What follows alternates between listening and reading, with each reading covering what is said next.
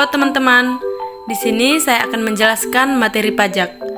Saya Indri Melatis Tungkir, kelas BK5G dengan NIM 21050720151 dengan mata kuliah perpajakan dan dosen pengampu Bapak Rizky Syaputra, SE, MSI, CPA, CBV, CRA, CRP. Di sini saya membahas apa itu pajak. Pajak adalah pungutan wajib dari rakyat untuk negara. Setiap sen uang pajak yang dibayarkan rakyat akan masuk dalam pos pendapatan negara dari sektor pajak. Penggunaannya untuk membiayai belanja pemerintah pusat maupun daerah demi kesejahteraan masyarakat. Uang pajak digunakan untuk kepentingan umum, bukan untuk kepentingan pribadi. Pajak merupakan salah satu sumber dana pemerintah untuk mendanai pembangunan di pusat dan daerah, seperti membangun fasilitas umum, membiayai anggaran kesehatan dan pendidikan, dan kegiatan produktif lainnya. Pemungutan pajak dapat dipaksakan karena dilaksanakan berdasarkan undang-undang.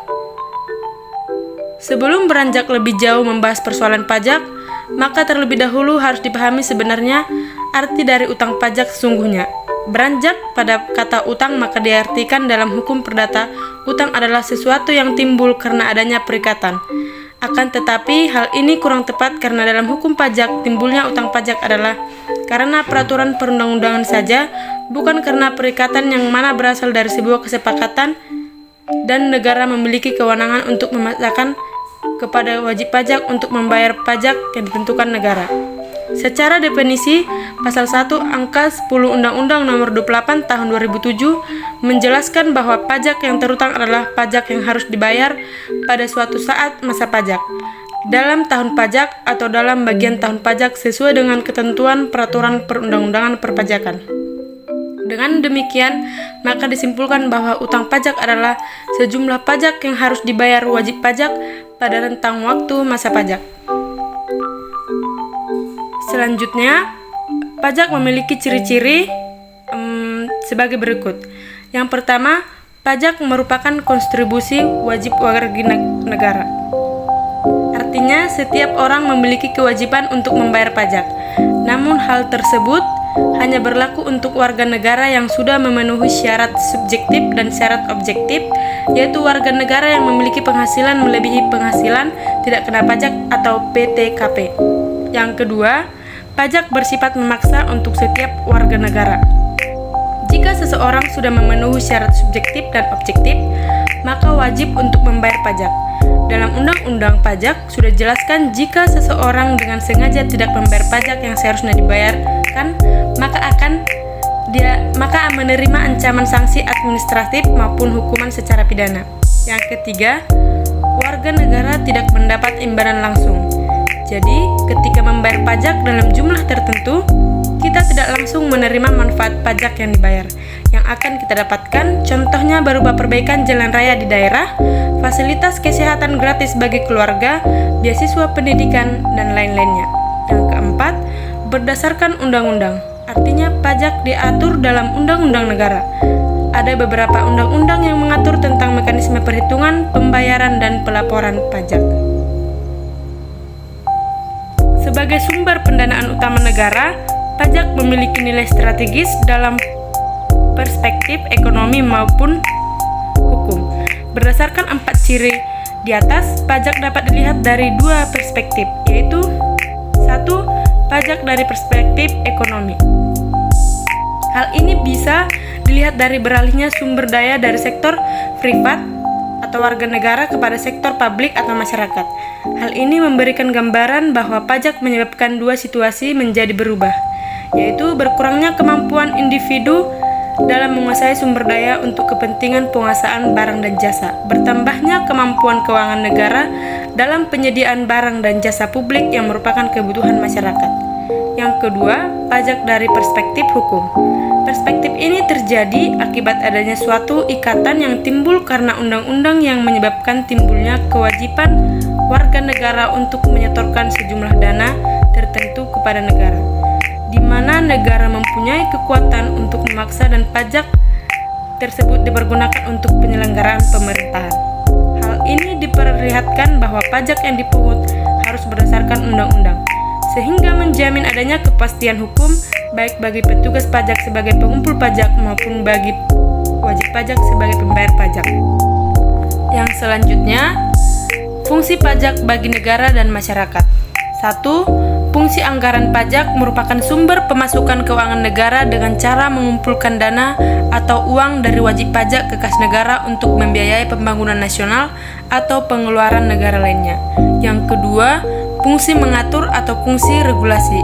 Pajak merupakan alat untuk melaksanakan atau mengatur kebijakan negara dalam lapangan sosial dan ekonomi. Yang ketiga, pajak dapat digunakan untuk menghambat laju inflasi. Pajak dapat digunakan sebagai alat untuk mendorong kegiatan ekspor seperti pajak ekspor barang. Pajak dapat memberikan proteksi atau perlindungan terhadap warga terhadap barang produksi dari dalam negeri. Pajak dapat mengatur dan menarik investasi modal yang membantu perekonomian agar semakin produktif.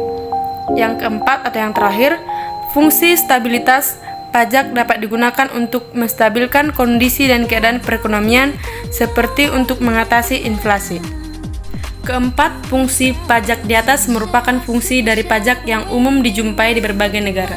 Di Indonesia, pemerintah lebih menitik beratkan pada dua fungsi pajak sebagai pengatur dan budgeter.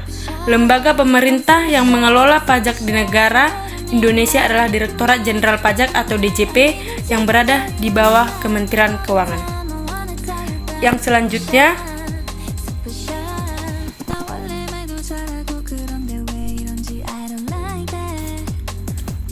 wajib pajak. Saya akan menjelaskan apa itu wajib pajak. Wajib pajak adalah orang atau badan yang diwajibkan untuk membayar pajak sesuai dengan ketentuan peraturan perundang-undangan perpajakan. Begitulah penjelasan sederhana tentang apa itu wajib pajak. Yang selanjutnya, nomor pokok wajib pajak atau NPWP adalah nomor yang diberikan kepada wajib pajak sebagai sarana dalam administrasi perpajakan yang dipergunakan sebagai tanda pengenal diri atau identitas wajib pajak dalam melaksanakan hak dan kewajibannya. NPWP diberikan kepada wajib pajak yang telah memenuhi persyaratan subjektif dan objektif sebagaimana telah diatur dalam peraturan perundang-undangan perpajakan. NPWP tidak akan berubah meskipun wajib pajak pindah tempat tinggal atau tempat kedudukan atau mengalami pemindahan tempat terdaftar. Setiap wajib pajak hanya diberikan satu NPWP saja. Nomor NPWP terdiri dari 15 digit angka. 9 digit angka pertama merupakan informasi kode wajib pajak dan 6 digit terakhir merupakan informasi kode administrasi. Yang selanjutnya, terdapat jenis-jenis pajak yang perlu kita ketahui. Adapun pajak-pajak pusat yang dikelola oleh Direktorat Jenderal Pajak meliputi 1. Pajak penghasilan atau PPH. Pajak penghasilan adalah pajak yang dikenakan oleh orang pribadi maupun badan atas penghasilan yang diterima atau diperoleh yang sifatnya dapat menambah kemampuan ekonomis atau kekayaan wajib pajak dan berasal dari Indonesia maupun luar Indonesia dalam bentuk apapun. Penghasilan yang dapat diterima atau diperoleh wajib pajak dapat berupa penghasilan gaji, keuntungan usaha, hadiah, dan sebagainya. Di Indonesia, pajak penghasilan atau PPH sendiri diatur sebagai kebijakan pada Undang-Undang Republik Indonesia Nomor 36 Tahun 2008 tentang perubahan keempat atas Undang-Undang Nomor 7 Tahun 1983 tentang pajak penghasilan. Yang kedua, pajak pertambahan nilai atau PPN. Pajak pertambahan nilai atau PPN merupakan pajak yang dikenakan atas konsumsi barang kena pajak atau jasa kena pajak di dalam daerah yang dikonsumsi oleh orang pribadi, perusahaan, dan badan. Yang ketiga, pajak penjualan atas barang mewah atau PPNBM. Pajak penjualan atas barang mewah atau PPNBM merupakan pajak yang dikenakan oleh pajak pertambahan nilai atau PPN dan juga barang yang dikenakan pajak karena masuk ke dalam golongan barang mewah. Barang yang tergolong dalam golongan jenis antara lain adalah barang yang tidak termasuk ke dalam barang kebutuhan pokok, barang yang hanya dikonsumsi oleh masyarakat tertentu, umumnya hanya dikonsumsi oleh masyarakat yang berpenghasilan tinggi, barang yang dikonsumsi untuk menunjukkan status, barang yang apabila dikonsumsi dapat merusak kesehatan dan moral masyarakat serta mengganggu ketertiban masyarakat. Yang keempat, biaya materai. Yang kelima, pajak bumi dan bangunan. Yang selanjutnya, jenis pajak yang dipungut pemerintah dari masyarakat. Yang pertama, jenis pajak berdasarkan sifatnya. Pajak digolongkan menjadi dua jenis, yaitu pajak tidak langsung dan pajak langsung. Pajak tidak langsung yaitu pajak yang dapat dialihkan kepada orang lain untuk pembayarannya, misalkan PPN atau pajak pertambahan nilai. Pajak langsung yaitu pajak yang harus dipikul sendiri oleh wajib pajak dan tidak dapat dibebankan atau dilimpahkan kepada orang lain, misalnya PPh atau pajak penghasilan. Yang kedua, jenis pajak berdasarkan instansi pemungut berdasarkan instansi pemungutannya. Pajak digolongkan menjadi dua jenis, yaitu pajak daerah dan pajak negara. Pajak negara atau pajak pusat yaitu pajak yang dipungut oleh pemerintah pusat yang nantinya akan digunakan sebagai pembiayaan rumah tangga negara. Misal saja PPh, pajak penghasilan, PPN dan PPNB, pajak pertambahan nilai dan pajak penjualan atas barang mewah, serta biaya materai. Pajak daerah yaitu pajak yang dipungut oleh pemerintah daerah yang nantinya digunakan sebagai pembiayaan rumah tangga daerah. Yang ketiga, jenis pajak berdasarkan objek pajak dan subjek pajak. Berdasarkan objek dan subjeknya, pajak digolongkan menjadi dua jenis, yaitu pajak objektif dan pajak subjektif.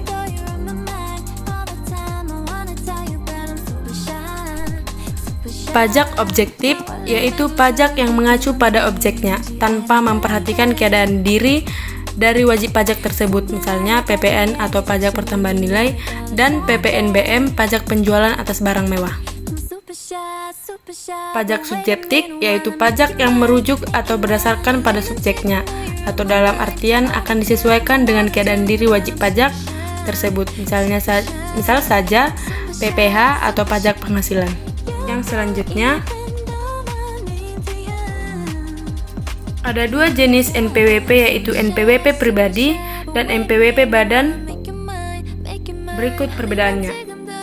NPWP pribadi yaitu NPWP yang dimiliki secara individu yang memiliki penghasilan di Indonesia. Berikut ini individu yang masuk ke daftar NPWP pribadi yaitu memiliki penghasilan dari pekerjaan, memiliki penghasilan dari pekerjaan bebas, memiliki penghasilan dari usaha. Yang kedua, NPWP badan yaitu NPWP yang dimiliki oleh setiap perusahaan atau badan usaha yang memperoleh penghasilan di Indonesia.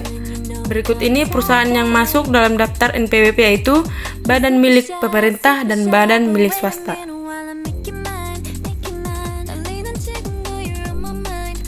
Sekian dari apa yang saya jelaskan. Semoga materi perpajakan yang saya sampaikan ini dapat dimengerti oleh teman-teman semuanya.